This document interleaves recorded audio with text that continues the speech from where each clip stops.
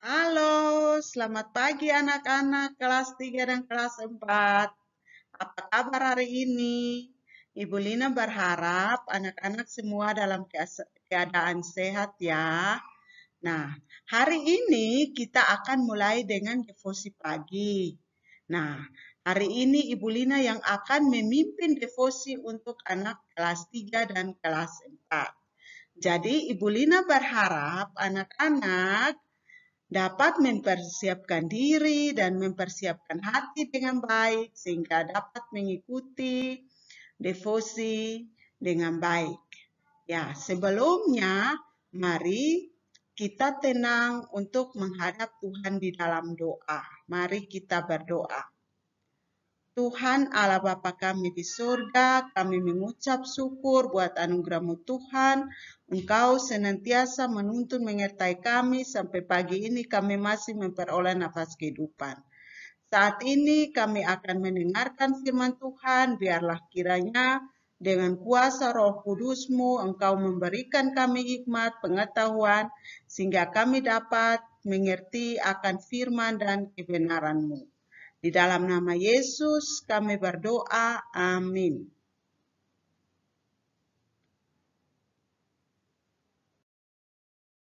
Nah, anak-anak, firman Tuhan yang terpilih bagi kita pada pagi hari ini adalah tentang bilangan pasal 13.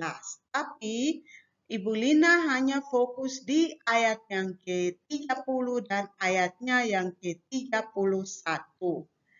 Demikian bunyinya. Kemudian Kaleb berusaha untuk menenteramkan hati bangsa itu di hadapan Musa. Katanya, tidak, kita akan maju dan menduduki negeri itu sebab kita akan mengalahkannya. Tetapi orang-orang yang pergi ke sana bersama-sama dengan dia berkata, kita tidak dapat maju menyerang bangsa itu karena mereka lebih kuat daripada kita.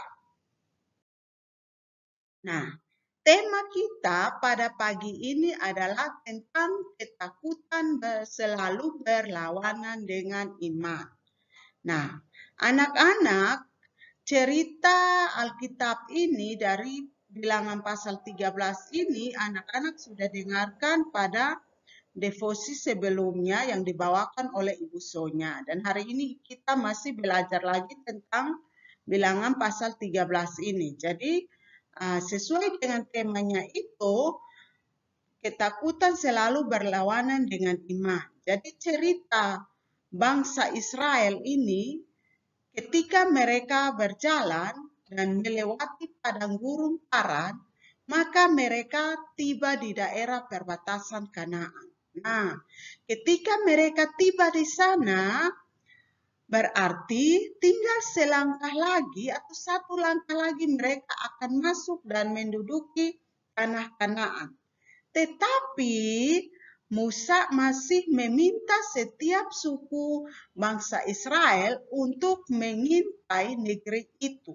Jadi Musa mengutus 12 orang dari setiap suku itu untuk mengintai negeri itu. Nah, ketika di sana dari 12 orang yang diutus ini, maka mereka pergi mengintai selama 40 hari. Nah, setelah itu mereka pulang dan mereka tiba kembali ke perkemahan mereka.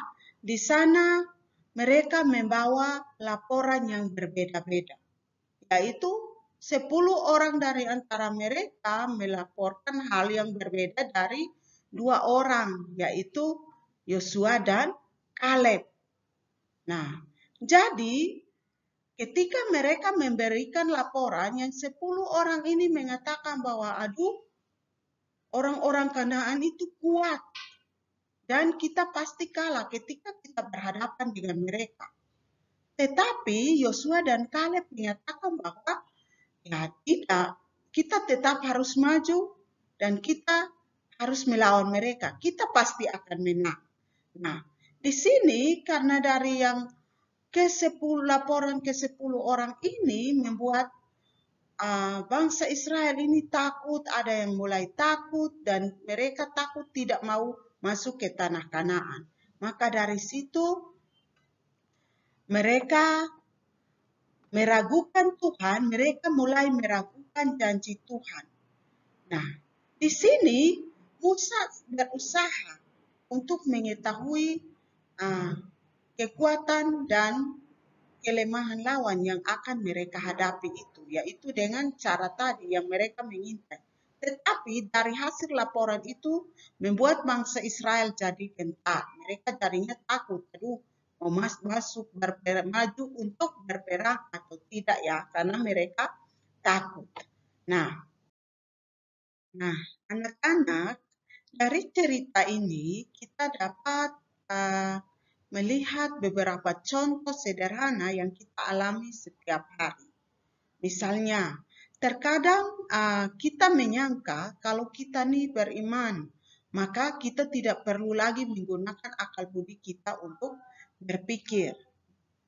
Misalnya, ada anak yang merasa dirinya tidak perlu belajar dengan rajin. Asalkan dia berdoa saja dengan sungguh-sungguh kepada Tuhan, maka Tuhan akan menolong dia untuk mendapatkan nilai yang baik. Nah, sebenarnya hal ini tidak benar ya, karena untuk mendapatkan nilai yang baik kita harus belajar sungguh-sungguh dengan menggunakan akal budi kita dan harus berdoa dengan iman bahwa Tuhan akan memberikan kemampuan untuk mengerti setiap materi atau apapun yang kita pelajari. Nah, dari sini, dari cerita Alkitab ini, hal yang perlu dipelajari adalah yang pertama, berpegang pada janji Allah. Artinya kita harus berpegang pada janji Allah seperti janji Allah yang berjanji kepada umat Israel bahwa mereka akan menduduki tanah Kanaan, tetapi pada akhirnya mereka takut untuk masuk ke tanah Kanaan. Nah, yang berikut adalah jangan fokus kepada masalah atau apa yang kita hadapi. Oh, contohnya saya kesulitan belajar nih. Yang kita lihat, aduh, sulitnya itu. Jadinya itu menjadi suatu penghalang bagi kita. Dan yang berikut adalah Allah mau kita mengambil sikap iman seperti Kaleb dan Yosua. Jadi keadaan selalu tidak seperti yang kita harapkan, tetapi Allah tetap menopang dan Allah tetap setia pada janjinya.